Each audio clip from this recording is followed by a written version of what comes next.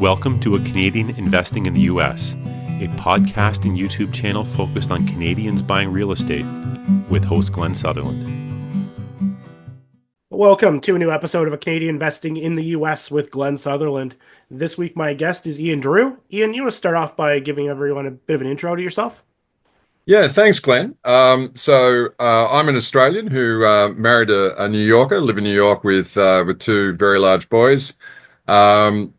We actually have a connection. Probably doesn't sound it, but my mother's Canadian. Having said that, she's lived in Australia for a long, long time. But it's as if she has rejected the Australian accent, and her Canadian accent has grown stronger over the years, if that makes sense.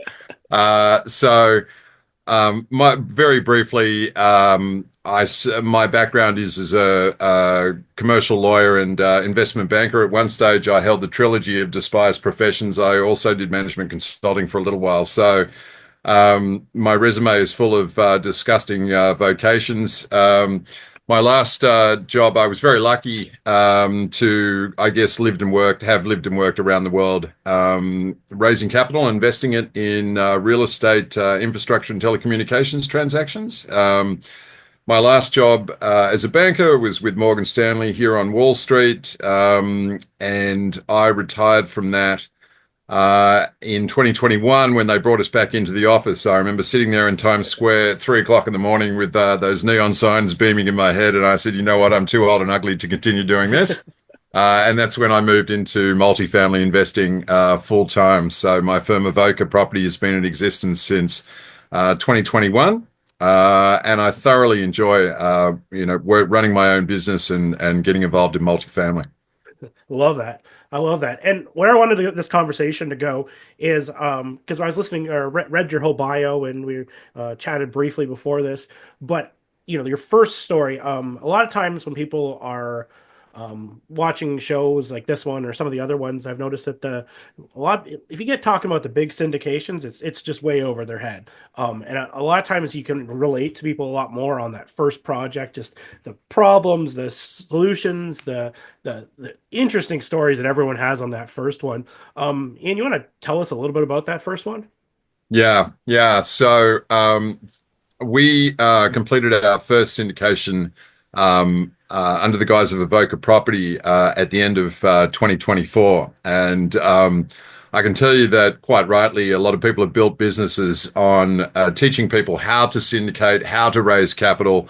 I think our exercise was a lesson in what not to do, which is unfortunate. It mirrors my parenting style, as my boys will attest. I generally start everything was, look, I've done that and it didn't work. And so, this was a really interesting experience. I partnered up with a wonderful, wonderful guy who is very, very senior in the world of multifamily property, working for the government, for the state in Texas.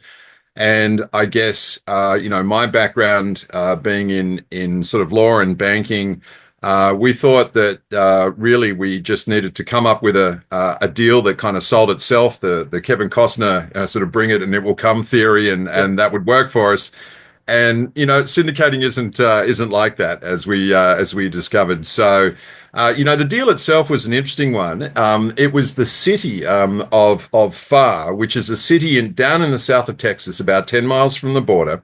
Okay. They developed a large, kind of close to 300 unit property, and they needed to sell. And so because of my partner, they sort of the broker sussed out that we were down in the area, and they made a beeline to my partner and I and said, would we be interested in acquiring the property? And that really began an 8 to 9 month odyssey in terms of getting this thing under contract. It's fair to say that the city itself had a unique approval process, which was still to this day we don't fully understand, but there's a lot of people with a lot of competing interests who wanted a say in the price of the property. So that aligned with the fact that we had a kind of a broker who didn't really know what he was selling, meant that it is what's called an income restricted property. So in essence, in exchange for housing tenants in certain income demographics, we pay no property tax. That's roughly the deal. So it was originally brought to us that this applied to 10% of the tenants. So we do the numbers like good syndicators. We negotiate with the city manager. And then that gets knocked back for some spurious reason. We go back and forth on this basis 4 or 5 times. And then the broker comes back and says, "Oh, gee, sorry, guys. Actually, it's 50% of the units that are subject to the rules and regulations." So we go back and we redo our numbers, and this gets knocked back about 4 or 5 times, and then we actually read the documents and we discover that 90% of units are actually subject to it. And the broker said, "Oh, sorry, we didn't appreciate that." So this went on and on and on and on and on. And I guess after 8 or 9 months, we knew it was a good deal. We knew we needed to hang in there, and eventually we get it under contract. And so one of the so at the time we thought, okay, this is my partner, despite his experience working for the state, this was his first syndication. This was my first syndication, and this is mistake number one. Mistake number one was we thought that we went to the lender because we assumed a loan. And it was an unusual loan. It's a credit loan. So the lender has lent $100 against the credit of the city. And as long as the city continued to stay in the transaction and guarantee the loan, the lender said, "I don't care who's in your GP team. I don't care about you guys at all. If you've got no experience, that's not a problem to me. Go out and do good things as long as the city is on the hook for the loan." So emboldened by that, we thought, great. We'll pull a fast one here. Mistake number one, you cannot, and that really came back to bite us. In most situations, a lender will enforce it, but if you think you can get away with it as a syndicator with not enough experience and balance sheet, you can't. You need to get a sponsor, and we learned that the hard way. So, be that as it may, the second mistake that I made was that I spent about a year and a half just running up and down Wall Street, talking about multifamily as an asset class to potential investors. But what I didn't do, which the textbook says you must do, and is completely correct, is I didn't nurture those relationships. So I went to people who really didn't know too much about multifamily. I said, "Hey, this is a great asset class." And then kind of disappeared on them for a couple of years. And then when I come back to them with a deal, not having really nurtured that relationship, it's different. It's not like banking where you turn up with a deal and they look at the banking sign above your head and they look at the deal itself and you don't really matter. Here, it's all about relationships. So again, we learned the hard way. We failed to nurture the relationships, and that came back to bite us as well. You don't mind me asking, like, how do you nurture them now? What kind of what do you do to keep people on your radar throughout? I have more free content. So if you're interested, I created a PDF guide and a video to go along with the PDF guide to complement it. And what the guide is all about is the 5 most common mistakes that Canadians make when investing in the United States. So if you're interested in this free guide, go to CanadianInvestingInTheUSA.com/mistakes.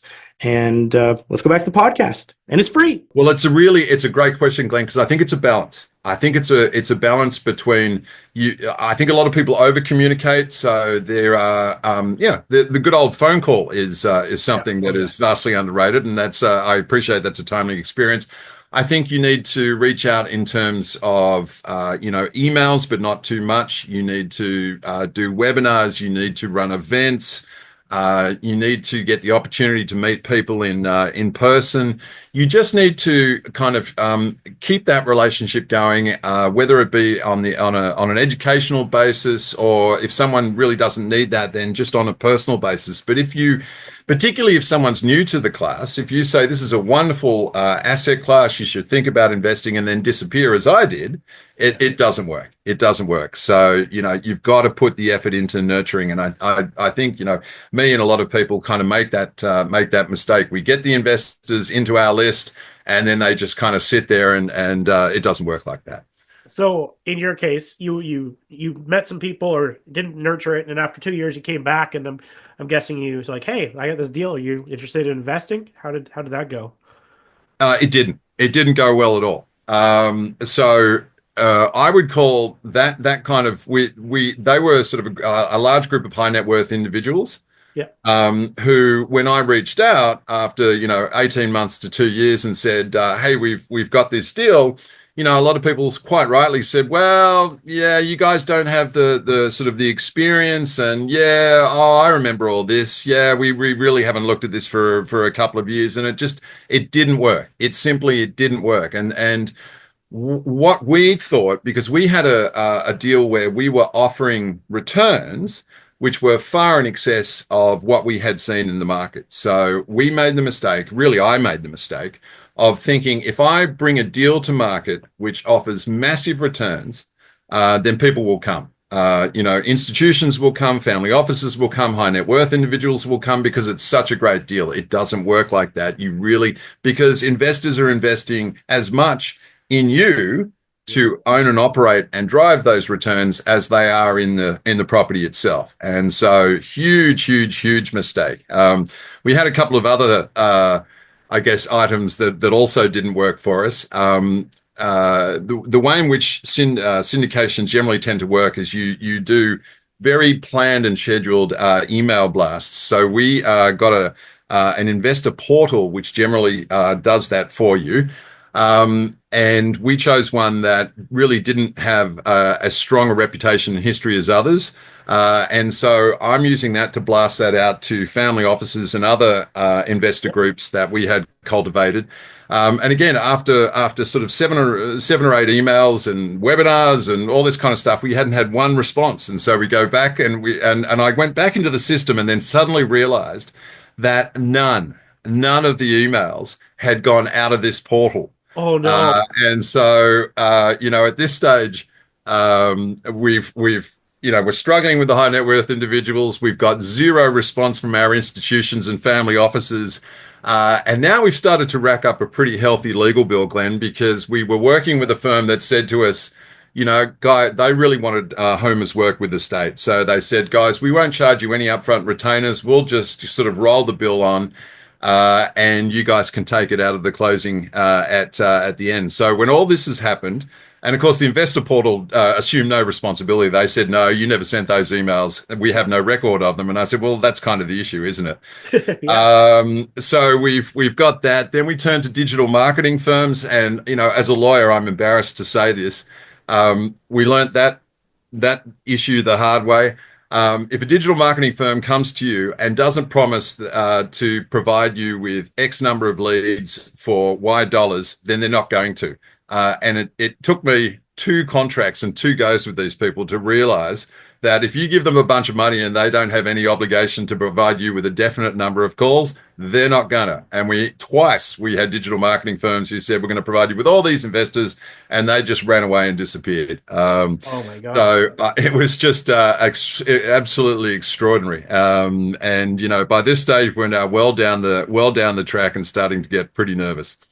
Yeah. Oh man, so much there. So even like with the emails there, what I do with mine is I have a CRM that sends my stuff out is I put myself on the lists. So I have like 4 email addresses, one that's like Gmail, one that's like all different brands, and send it out and make sure it comes anyway. So anyway, you're looking like you're having a hard time here with all the digital marketing and getting the leads. Do you actually get this place to close? Hello, everybody. Thanks for listening to the podcast. I just wanted to let you know that I've created a new coaching program. I believe the new coaching program has way more value than any of the programs that have even existed in the past. What we've done is pre-recorded all the lessons so that you can work through it at your own pace, which is pretty cool. And then we're going to meet up on a regular basis to answer the questions, do deal analysis, and actually spend our time together working on things instead of spending our time learning things. I think this will make a seamless transition to buying in the United States and will help you solve a lot of your problems. If this is of interest to you, go to glensutherland.com/coaching. I hope to help you guys invest in the United States, and I hope we provide as much value as possible. Back to the podcast. Did you find the money?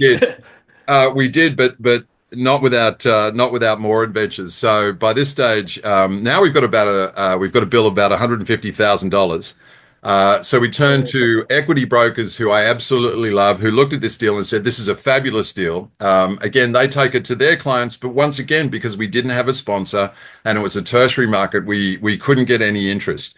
So we think, okay, we're really close to closing now. So we went to two PE funds that we knew. We had a pre-existing relationship. And look, I will be working with PE funds going forward. And so this is not applicable to the majority of PE funds, but we had heard this happening. We got baited and switched twice. So in other words, the fund would agree to a term sheet that we put to them, and then right before sort of scheduled closing date, they turned around and said, yeah, you know what, we're going to change the terms. Effectively, we're going to take everything, you guys get nothing, thinking that they had us over a barrel. And thankfully, we were able to extend the closing date twice with the seller, who were very patient with us. So we were incredibly lucky. The last little bump that we had was, and this is what I would caution a lot of people, is that, a lot of people join mastermind groups. I'm a member of 2 or 3. Yeah. I spent $50,000 on one particular mastermind group. And then my partner, kind of out of desperation, calls the head of the group and says, hey, this is the situation that we find ourselves in. Can you help us? And, the leader of the group, his response was to get his kind of right-hand person to call me and to say, we're going to buy you out for, I think it was 3% of what the interest would be worth if we closed it, because we want in and we want to kick you out. And his response, his advice to my partner was kick him out after spending $50,000 on learning how to capital raise. In the very first capital raise, they tried to kick me out. Anyway, I've said very diplomatically, thank you very much, but I'm not going to accept that offer. Yeah. Finally, what got us there, and by this stage, we now have a legal bill of $200,000, which if we didn't close, we had to pay off our own bat. So. In the end, we kept pushing and pushing and pushing, and we got there through two means. One was just continuing to push with the retail investors who initially didn't respond, but eventually kind of warmed up as we, did a whole bunch of nurturing, but very late on in the piece. And the other was, and I'll give these guys a plug because I absolutely love them.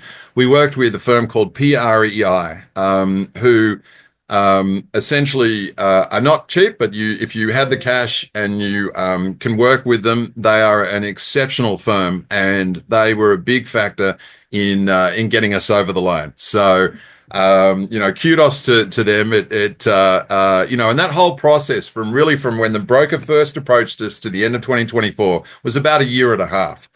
And so we're very glad that we did it in the end. We learned an enormous amount on how to proceed and what not to do. As I said, it's just, unfortunately, it's my way to learn the hard way rather than to get it right the first time. But we made a ton of mistakes, but we've learned from that, and now we're in. Now comes the interesting part of actually owning and operating the thing. So we're glad to have done it. Yeah. So now I guess whenever you're when you're starting this, what differences do you start when you're looking for the second project? Oh, completely different. So we're essentially, where do we start? That's a great question, Glenn, because I've been thinking about nothing but for the past 2 or 3 months. Essentially, what we're doing now is, as I said, we're completely changing our approach, we hope, with our investors. So we are nurturing our investors. We are talking with our investors in between deals, and making sure that we continue to build the relationships so that they know who we are. But going forward, we will be always working with the requisite GP team with the necessary level of experience and expertise, which we thought we could get away with in the first one. But I think the biggest change to our approach is that effectively we are going to almost capital raise before we have the thing under contract. So we will not even bid going forward for any asset unless we have a very solid belief that we have the investor support beforehand. And I think that's a critical. You find it difficult to do capital raise before you have the project? What's that, Glenn? You find it difficult to do a capital raise before you have the project picked up? Yeah, again, it's a really fine balancing act, because what you don't want to do is you don't want to take up investors' time on something that ultimately you don't get. Yeah. So you have to be, it's kind of it's a pretty fine line between wasting their time and making sure that you have that that confirmation, albeit, a soft confirmation, that you think that you're going to be oversubscribed by the time that you bid. So, you can't go too far out. I think when you have these discussions, you have to have a very strong belief that you've either just been awarded the bid or that you will win the bid. Because again, you don't want to be the boy who cried wolf on 10 different projects approaching investors and not having anything to deliver. I totally agree. That's a tough spot to be in. Ian, if this was great. I love these stories. I love stories. Those are my favorite podcast episodes. Anything. Well, learning stuff or stories, those are my favorite ones anyway. Ian, your company, like, what is it? Where is it? How, if people like, hey, this sounds interesting, I like what he's talking about, I'd love to connect. How do they get a hold of you here? Sure. So essentially, my firm is called Avoca, Avoca, Property. People can look at the website, which is Avoca Property, all one word.com. Glenn, I can give you my contact details. I won't do it verbally. If people want, throw it in the show notes.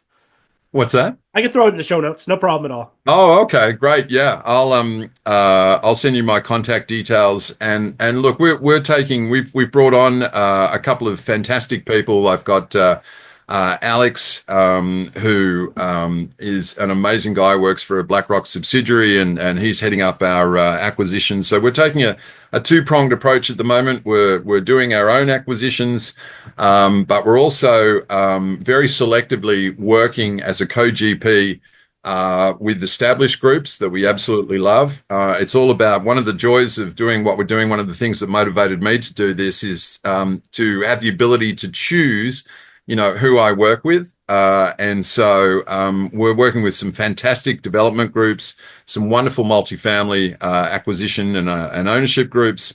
And so we're going to be raising capital for them as kind of probably the majority of our business. And then we're going to own and operate as a different division. So if anyone wants to reach out, have a conversation with me, I'd be absolutely delighted. Avocaproperty.com, and I'll provide my contact details to you, Glenn, offline. Perfect. Ian, thank you for coming on the show. This was a fun one. Thank you so much. You're welcome. Thank you so much for having me, Glenn. I appreciate it. That was a nice video. Bye.